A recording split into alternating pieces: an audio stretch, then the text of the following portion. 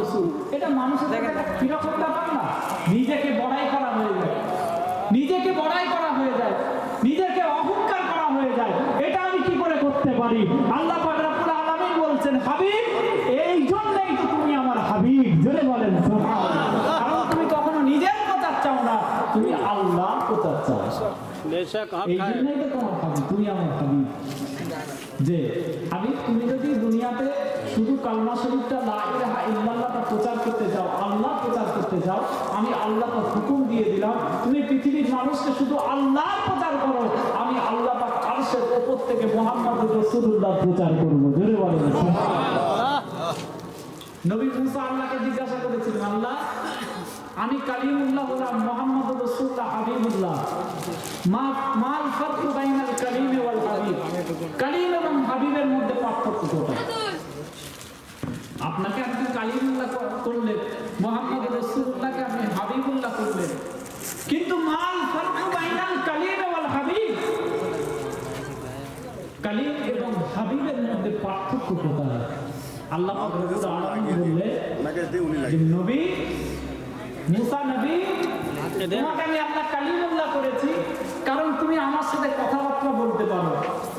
মুসা নবী আল্লাহর সাথে কথাবার্তা বলতে পারতেন, জানেন তো না?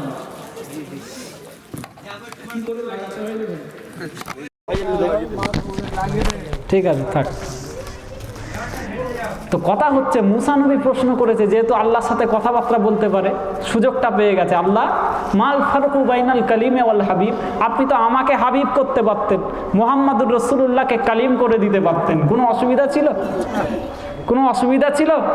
আপনি ওনাকে হাবিব করলেন আর আমাকে কালিম করলেন, এটা কি করে হয়? এটা কি করে হয়? একটু পার্থক্যটা বলুন। অনেকজন মানুষ এসেছেন, যখন শুরু করেছিলাম এত মানুষ ছিলেন না, এখন মাশাআল্লাহ অনেক মানুষ হাজির হয়েছেন। একবার উচ্চ আওয়াজে দরুদ শরীফ পড়েন, আল্লাহুম্মা সাল্লি আলা সাইয়্যিদিনা মাওলানা মুহাম্মদ ওয়া আলা আলি সাইয়্যিদিনা মাওলানা মুহাম্মদ।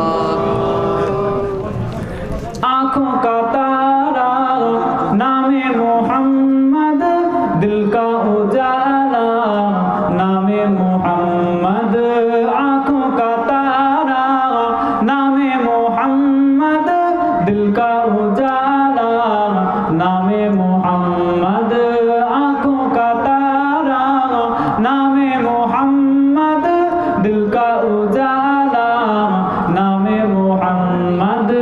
जन्नत के पातों पे अर्शे उला पर आदम ने देखा था नामे मोहम्मद, जन्नत के पातों पे अर्शे उला पर आदम ने देखा था नामे मोहम्मद, दिल का उजाला नामे मोहम्मद, आँखों का तारा नामे मोहम्मद, आँखों का तारा नामे मोहम्मद, दिल का उजाला नामे मोहम्मद। दौलत जो चाहो दोनों जहां की, कर लो वजीफा नामे मोहम्मद, दौलत जो चाहो दोनों जहां की, कर लो वजीफा नामे मोहम्मद, दिल का उजाला नामे मोहम्मद, आँखों का तारा नामे मोहम्मद, आँखों का तारा नामे मोहम्मद, दिल का उजाला नामे मोहम्मद। अल्लाहुम्मा सल्ली अला, जोरे जोरे मोहब्बत।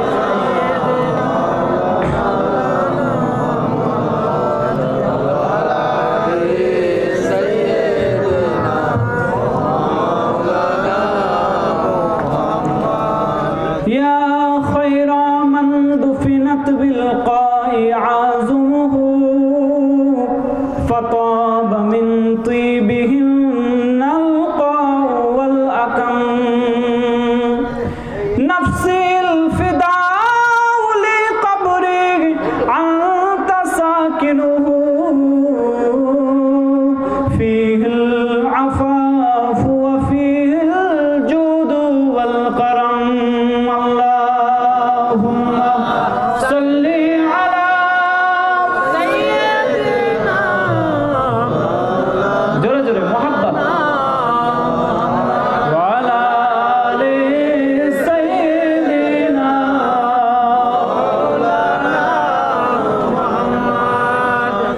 তাফসিরে ইবনে কাসিরের মধ্যে এসেছে, তাফসিরে ইবনে কাসির বিশ্ববিখ্যাত তাফসিরের কিতাব, এমন একটা তাফসিরের কিতাব হযরত ইবনে কাসির রাহমাতুল্লাহ আলাইহি এই তাফসিরের কিতাবটা লিখেছিলেন খুব বুঝে শুনে, খুব সহি শুদ্ধ রেওয়ায়াতগুলোকে একত্রিত করে তিনি এই তাফসিরের মধ্যে এনেছেন। বলুন সুবহানাল্লাহ। হযরত ইবনে কাসির রাহমাতুল্লাহ আলাইহি কিতাব তাফসিরে ইবনে কাসিরের মধ্যে একটা হাদিস এনেছেন। হাদিসটা হযরতে উতবী রাদিয়াল্লাহু তাআলা আনহু বর্ণনা করছেন, আমি দেখলাম মদিনা শরীফে রয়েছি, মসজিদে নববী শরীফের আশপাশেই রয়েছি, এমন সময় আমি দেখলাম একটা আরব বেদুইন আমার নবী পাক সাল্লাল্লাহু আলাইহি ওয়াসাল্লামের মাজার শরীফের নিকটে এসে হাউমাউ করে কাঁদতে আরম্ভ করেছে। আমার রাসূলুল্লাহর মাজার শরীফের কাছে এসে হাউমাউ করে কাঁদতে আরম্ভ করেছে। আর এই 2 লাইন কবিতা সেই ব্যক্তিটা নবী পাকের মাজার শরীফের কাছে এসে পড়েছিল। কবিতাটা ইয়া খায়রা মান দুফিনাত বিল কাই আযুনুহু ফাতাবা মিন তুইবিহিন আল কাউ ওয়াল আকাম নাফসিল ফিদা লি কবরি আনতা সাকিনুহু ফিহিল আফাফু ওয়া ফিহিল জুদু ওয়াল কারাম আল্লাহুম্মা সাল্লি আলা সাইয়্যিদিনা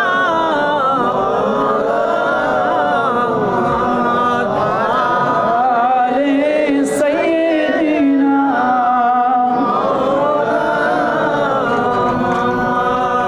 তো ওই বেদুইন আরবের ওই লোকটা নবী পাকের মাজার শরীফে সেই কবিতা বলতে বলতে কাঁদতে আরম্ভ করলো। নবী পাকের মাজার শরীফের দিকে তাকিয়ে সেই ব্যক্তি বলতে আরম্ভ করলো, ইয়া রাসূলুল্লাহ, ইয়া হাবিবাল্লাহ, আমার আর কি বা করার আছে? আপনার দরবারে আমি এই জন্য এসেছি, আমি গুনাহগার খাতাকার বান্দা হিসেবে আপনার দরবারে এই জন্য এসেছি, কারণ আল্লাহ পাক রব্বুল আলামিন কোরআন শরীফের মধ্যে বলেছেন, ওয়ালাউ আন্নাহুম ইযযালামু আনফুসাহুম জাউকা ফাস্তাগফিরুল্লাহ ওয়াস্তাগফারা লাহুমুর রাসূল। জোরে বলেন সুবহানাল্লাহ। কারণ আল্লাহ পাক কোরআন শরীফের মধ্যে বলেছেন, তোমাদের মধ্যে যদি কেউ এমন থাকে যে নিজের নফসের সাথে জুলুম করেছো, যে দুনিয়াতে বড় বড় গুনাহ খাতা করেছো, তাহলে তোমরা যদি আল্লাহর ক্ষমা পেতে চাও, আল্লাহ পাকের মাগফিরাত ক্ষমা যদি পেতে চাও, আমার রাসূলুল্লাহর দরবারে চলে যাও। জোরে বলেন সুবহানাল্লাহ। আমার রাসূলুল্লাহর দরবারে গিয়ে তোমরা আমার রাসূলের কাছে ক্ষমা চাও, আল্লাহ পাক তাওয়াবুর রহিম, আল্লাহ পাক তোমাদেরকে ক্ষমা করে দেবেন। জোরে বলেন সুবহানাল্লাহ। বেদুইন আরব নবী পাকের মাজার শরীফের কাছে এসে এই বলে কোরআন শরীফের উদ্ধৃতি দিয়ে, ওয়ালাউ আন্নাহুম ইযযালামু আনফুসাহুম, এই উদ্ধৃতি দিয়ে কাঁদতে আরম্ভ করেছে, ইয়া রাসূলুল্লাহ, ইয়া হাবিবাল্লাহ, আমার আর কি করার? আল্লাহ পাক বলেছেন, যদি নফসের উপর জুলুম করো, গুনাহ করো, আমার নবী পাকের দরবারে যাও, আমার মুস্তাফার দরবারে যাও, আমার সরকারে দো আলমের দরবারে যাও, আফতাবে শরীয়তের দরবারে যাও, খতমে নবুয়তের দরবারে যাও, গরিবের গমখার রাসূলুস সাকালাইন ইমামুল হারামাইনের দরবারে যাও, গিয়ে আল্লাহর দরবারে কাঁদো, আমার নবীকে ওসিলা করে কাঁদো, আমার নবীর কাছে ক্ষমা চাও, আমার রাসূল যদি ক্ষমা করে দেন, আমি আল্লাহও ক্ষমা করে দেব। জোরে বলেন সুবহানাল্লাহ। আমরা নবী পাকের দরুদ এই জন্য পড়ি, সবসময় Medina Medina Medina Medina Medina Medina এই জন্য করি, কারণ আল্লাহ পাক আমাদের জন্য ক্ষমা কিন্তু জরিয়া করেছেন রাসূলুল্লাহকে, আমাদের জন্য ক্ষমার জরিয়া, আমাদের জন্য ক্ষমার ওসিলা করেছেন আমার রাসূলুল্লাহকে। জোরে বলেন সুবহানাল্লাহ। এই জন্য আমরা মদিনা মদিনা করি, নবী নবী করি, নাত পড়ি, কাসিদা পড়ি, গজল পড়ি, নবীদের শানে মিলাদুন নবী করি, এই জন্যই করি, কারণ নবী নবী করলে আল্লাহ পাক খুশি হয়ে আমাদেরকে ক্ষমা করবে। কোরআন শরীফ বলছে, তোমরা আমার রাসূলের কাছে যাও। আর দুনিয়াতে কিছু ঘুমটাওয়ালা দাজ্জাল মৌলানা বেরিয়েছে, কিছু ঘুমটাওয়ালা দাজ্জাল মৌলানা বেড়েছে দুনিয়াতে। আল্লাহ পাক কোরআন শরীফে বলছে ইজ্জালামু আনফুসাহুম ফাস্তাগফিরুল্লাহ ওয়াস্তাগফিরু লাকুমুর রাসূল। নবীর কাছে গিয়ে ক্ষমা চেয়ে নাও, রাসূলুল্লাহর কাছে গিয়ে ক্ষমা চেয়ে নাও, আল্লাহ পাক ক্ষমা করে দেবেন, আল্লাহর কোরআন বলছে। আর এখন কিছু ঘোমটা মৌলবী, দাজ্জাল মৌলবী, যাদের মুখ থেকে বেরোয় যে প্যালেস্টাইনে যে মুসলমানদের উপর আক্রমণ হচ্ছে এতে মুসলমানদের দোষ, ঘোমটা মৌলবী বক্তব্য দিচ্ছে। কথা বুঝতে পারছেন না? ইহুদিদের পক্ষে যারা বক্তব্য দেয়, এই ধরনের কিছু ঘোমটা মৌলবী বেরিয়েছে ইউটিউব, ফেসবুকে। দেখলে মনে হবে আল্লাহর ফেরেশতা এক্ষুনি জমিনে নেমে এসছে। কথা বুঝতে পারছেন না? ওই ফোন দেখতে দেখতে দেখতে দেখতে কখন ঈমান হারা হয়ে যাবেন বুঝতে পারবেন না।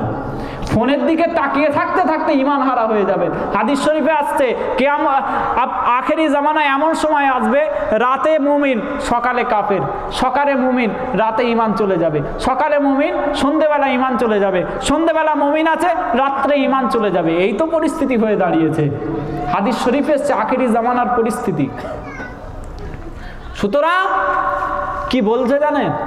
বলছে নবী পাক সাল্লাল্লাহু আলাইহি সাল্লামের রওজা শরীফ, মাজার শরীফ, কবর মুবারক, মাকবারা জিয়ারতের উদ্দেশ্যে নিয়ত করে মদিনা শরীফে যাওয়া যাবে না। বলুন নাউজুবিল্লাহ।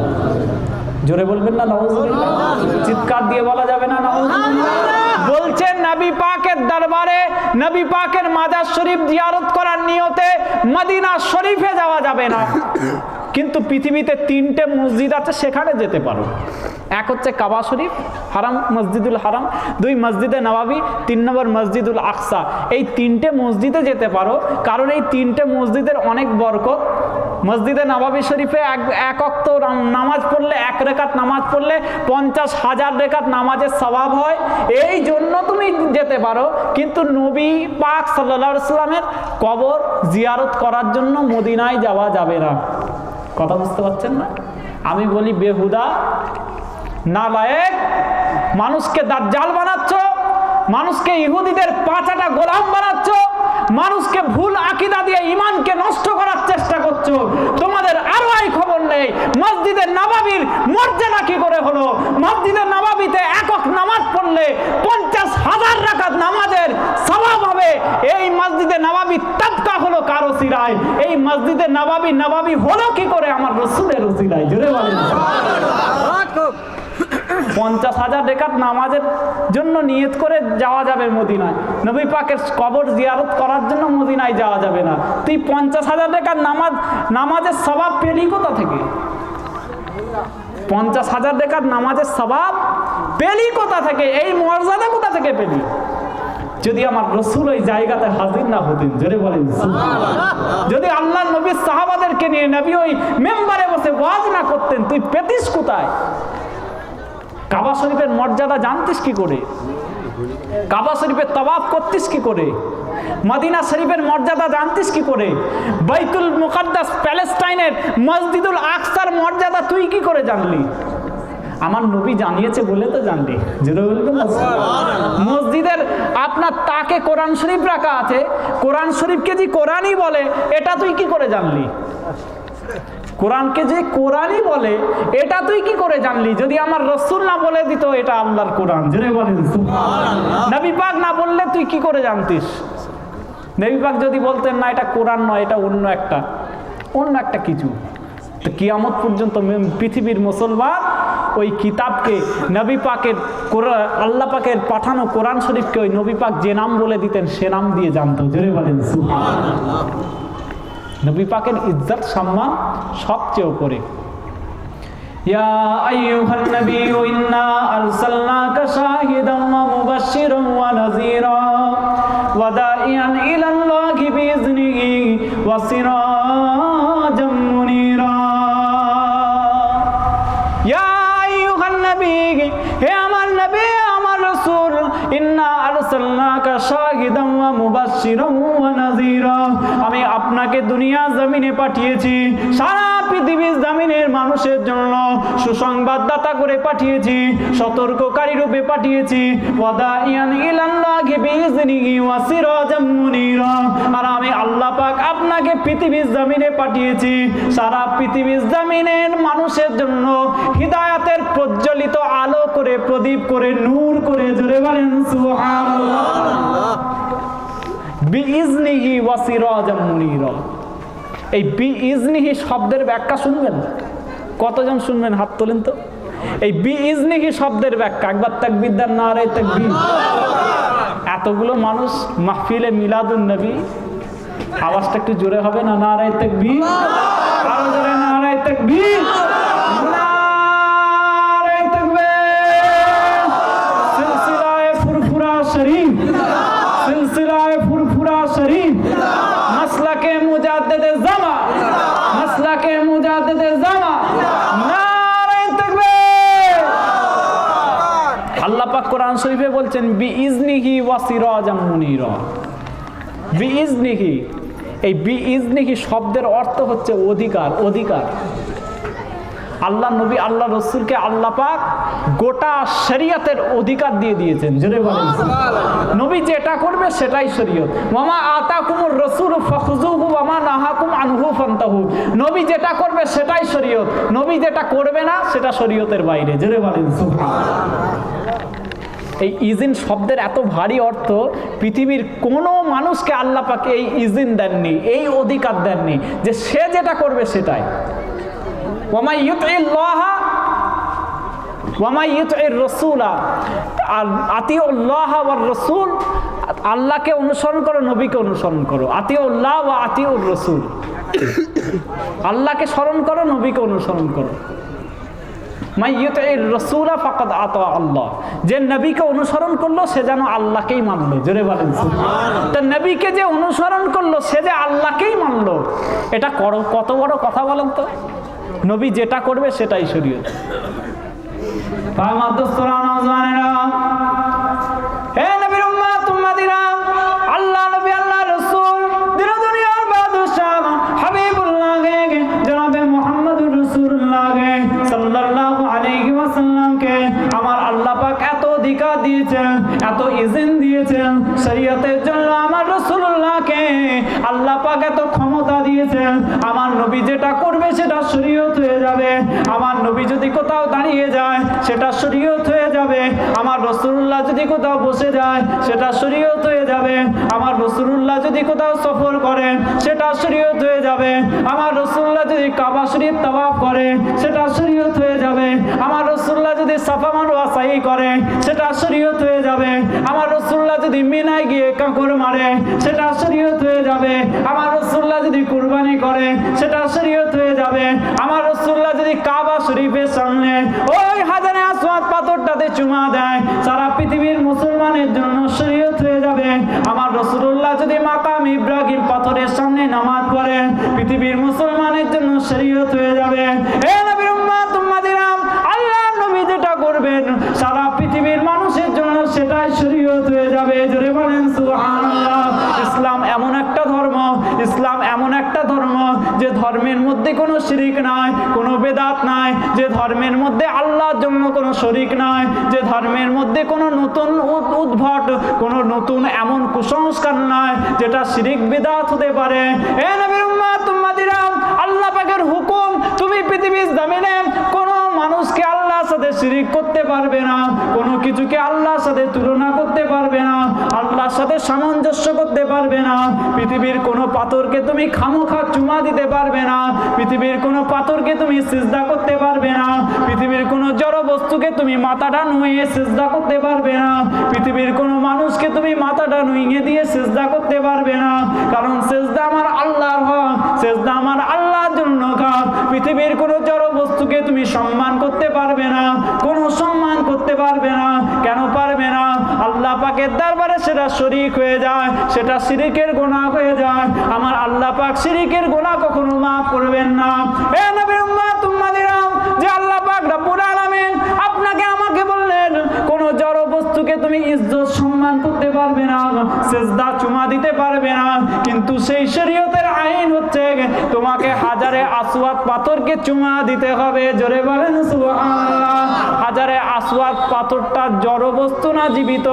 জড় বস্তু। কথা বুঝতে পারছেন না? শরীয়তের আইন, তুমি কোনো জড় বস্তুকে সম্মান করতে পারবে না, চুমা দিতে পারবে না, সিজদা করতে পারবে না, কিন্তু সেই শরীয়তই বলছে যে ওই একটা পাথর আছে কাবা শরীফের কোণে লাগানো আছে, ওই পাথরটাও কিন্তু জড় বস্তু, কিন্তু ওটাকে চুমু দিতে হবে। ওটাও জড় বস্তু, কিন্তু ওটাকে চুমা দিতে হবে। কি কারণে? কি কারণে? তাহলে আপনার মা আতাকুমুর রাসূলু ফাখুযুহু ওয়া মা নাহাকুম আনহু ফান্তাহু মাই ইউতির রাসূলা ফাকাদ আতা আল্লাহ। এটার ব্যাখ্যা হচ্ছে এই, নবী যা করবে ওটাই শরীয়ত হয়ে যাবে। আল্লাহ নবী আল্লাহ রাসূল চুমা দিয়েছেন, হাজারে আসওয়াদ চুমা দেওয়া শরীয়ত হয়ে গেছে। জোরে বলেন সুবহানাল্লাহ। হযরত ওমর ফারুক চুমা দিতে চাননি।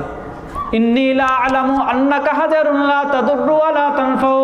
আমি ওমর ফারুক জানি তুমি একটা পাথর, তোমাকে আমার চুমু খেয়ে কোনো লাভ নাই, তুমি আমার কোনো উপকার করতে পারো না, ক্ষতি করতে পারো না।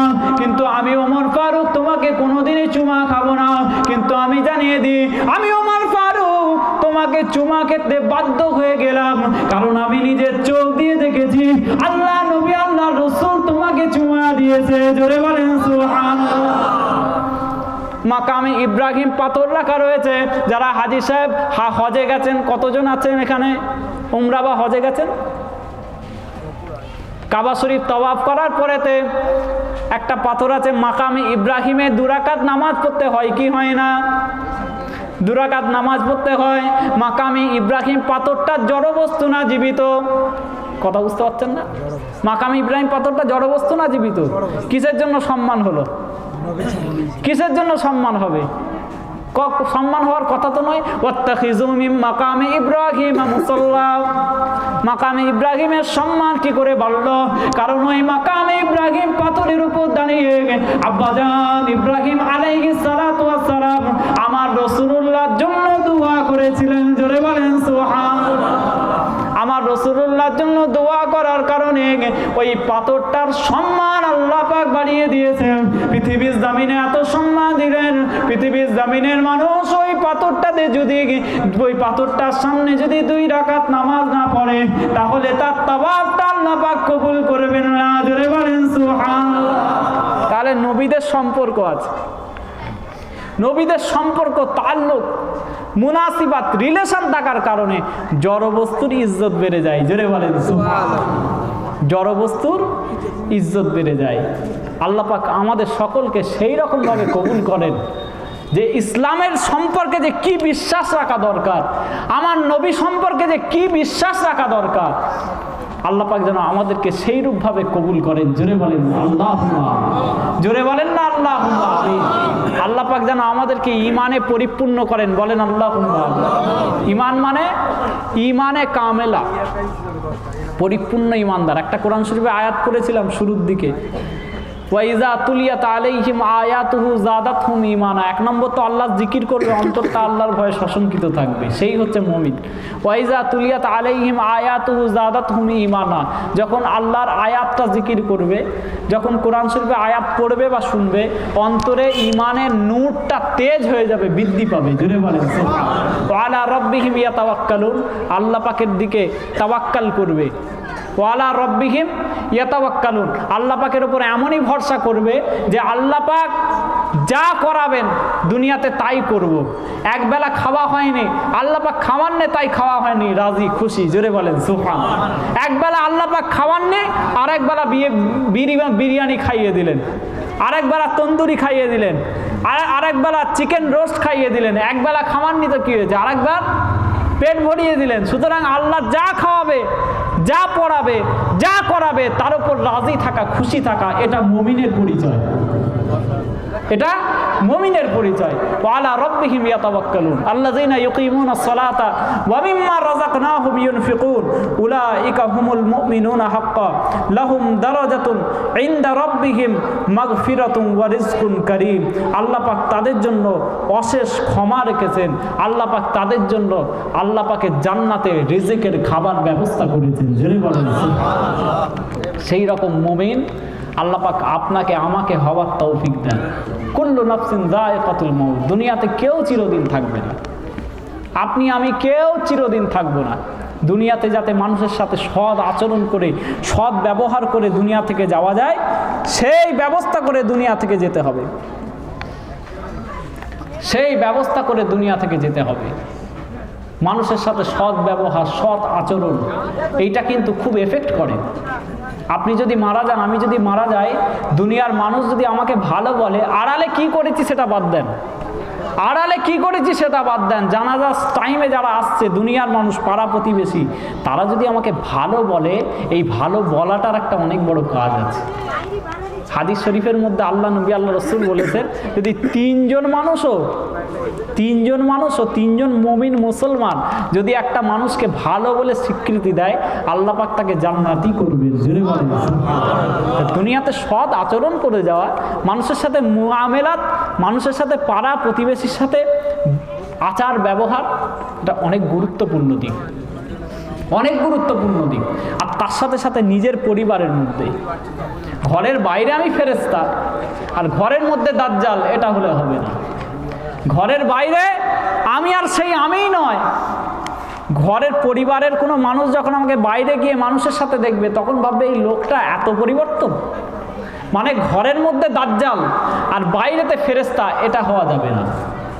পরিবারের সাথে যেমন সৎ আচরণ, বাইরেও সেরকম সৎ আচরণ করতে হবে। জোরে বলেন সুবহানাল্লাহ। নবী পাক সাল্লাল্লাহু আলাইহি সাল্লামের কাছে একজন সাহাবা এলেন, জিজ্ঞাসা করলেন, ইয়া রাসূলুল্লাহ, ইয়া হাবিবাল্লাহ, দুনিয়ার মধ্যে সৎ আচরণ করব, মানুষের সাথে যে ভালো ব্যবহার করব, আমার এই সৎ আচরণের সবচেয়ে বেশি হকদার কে? আল্লাহ নবী আল্লাহ রসুল বললেন, সবচেয়ে বেশি সৎ আচরণের হকদার হচ্ছে তোমার মা। জোরে বলেন সুবহানাল্লাহ। দুনিয়াতে, দুনিয়া জমিনে সবচেয়ে বেশি ভালো ব্যবহার পাওয়ার যোগ্য হচ্ছে তোমার মা। কে? তোমার মা। নবী পাককে বললেন, ইয়া রাসূলুল্লাহ, ইয়া হাবিবাল্লাহ, তারপর? খুব সংক্ষেপ, সময় হয়ে গেছে, এবার কিয়াম করবার দোয়া করতে 11টা বেজে যাবে। আমার লাস্ট টাইম ডেডলাইন দিয়েছিল 11টা, কথা বুঝতে পারছেন? 10:30 পার হয়ে গেছে, ওই জন্য আর বেশি কথা বলতে পারবো না, শেষ করতে হবে। আল্লাহ নবী আল্লাহ রসুলকে বললেন, ইয়া রাসূলুল্লাহ, তারপর? নবী পাক বললেন, তোমার মা। আবার জিজ্ঞাসা করলেন, ইয়া রাসূলুল্লাহ, ইয়া হাবিবাল্লাহ, তারপর? নবী পাক বললেন, আবারও তোমার মা। জিজ্ঞাসা করলেন, ইয়া রাসূলুল্লাহ, ইয়া হাবিবাল্লাহ, তারপর? তারপর তোমার বাবা। জোরে বলেন সুবহানাল্লাহ। তোমার মা সবচেয়ে বেশি হকদার, তোমার সৎ আচরণ করবে, সৎ ব্যবহার করবে, এর জন্য তোমার মা সবচেয়ে বেশি হকদার। নবী পাক সাল্লাল্লাহু আলাইহি সাল্লামের কাছে সাহাবারা জিজ্ঞাসা করলেন একটা সময়, ইয়া রাসূলুল্লাহ, ইয়া হাবিবাল্লাহ, কিয়ামত কখন আসবে? সংক্ষেপে বলে বেরিয়ে যাচ্ছে, কিয়ামত কখন আসবে? নবী পাক সাল্লাল্লাহু আলাইহি সাল্লাম, বুখারী শরীফের হাদিস, মুসলিম শরীফের হাদিস, আবু দাউদ শরীফের হাদিস, তিরমিজি শরীফের হাদিস, নাসাই শরীফের হাদিস, প্রত্যেকটা হাদিসের কিতাব খুলে দেখেন, একই রকম ভাষা পাবেন। আমি শুধু সংক্ষেপে বলে বেরোচ্ছি, ইয়া রাসূলুল্লাহ, ইয়া হাবিবাল্লাহ, কিয়ামত কবে আসবে? নবী পাক সাল্লাল্লাহু আলাইহি সাল্লাম বললেন, যখন মেয়ে সন্তানরা এবং বেটা ছেলে সন্তানরা তাদের মা এবং বাবাকে জলিল করবে, অত্যাচার করবে, তখন কিয়ামত আসবে। জোরে বলেন সুবহানাল্লাহ। কথা বুঝতে পারছেন না?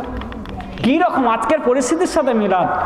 নবী পাক বলছে, যখন সন্তানরা তার মায়ের সাথে খারাপ আচরণ করতে শুরু করবে, যখন বাড়ির মেয়েগুলো, মেয়ে সন্তানগুলো, জোয়ান জোয়ান মেয়েগুলো তার মায়ের সাথে খারাপ আচরণ করবে, অত্যাচার করবে, জুলুম করবে, বাইনা করবে, তখন কিয়ামত তোমরা জানবে সন্নিকটে চলে এসেছে। আজকে আপনার আমার পরিবারের দিকে তাকান, কি রকম পরিস্থিতি চলছে। ছোট ছোট মেয়েদের বাড়িতে বাইনা, 13 বছর বয়স হয়নি মোবাইল চাই, 14 বছর বয়স হয়নি এটা চাই ওটা চাই, মায়ের কাছে বাইনা, না দিলে মায়ের উপর অত্যাচার, মাকে গালাগালি। কথা বুঝতে পারছেন না? এমন একটা পরিস্থিতি, কঠিন পরিস্থিতির মধ্য দিয়ে আমরা যাচ্ছি। ছেলে মেয়ে বাপ মায়ের সাথে সদাচরণ করবে না তো কার সাথে করবে? কথা বুঝতে পারছেন না? হাদিসের কিতাব এসছে, যদি একজন ব্যক্তি সকালবেলা উঠে নিট অ্যান্ড ক্লিন অন্তর নিয়ে